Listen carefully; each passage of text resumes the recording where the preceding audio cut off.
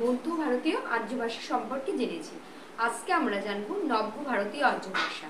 তো মধ্য ভারতীয় আর্য ভাষা আমরা যে তিনটি বাদেও আরো দুটি আমরা দেখতে পাচ্ছি, যে অর্ধমাগধী প্রাকৃত অপভ্রংশ। এই অর্ধমাগধী প্রাকৃত অপভ্রংশে আবার তিনটি অংশ, একটি হলো অবধি, দ্বিতীয় নাম্বার বাঘিনী, তৃতীয় হলো ছত্তিশগড়ি। এই তিনটিকে একত্রে বলা হয় পূর্বী হিন্দি বা কৌশলী। এই অবধি হলো অযোধ্যার ভাষা, বাঘিনী বাঘেরখণ্ডের ভাষা, ছত্তিশগড়ি হলো ছত্তিশগড়ের ভাষা। আমরা জানবো মাগধী প্রাকৃত অপভ্রংশ।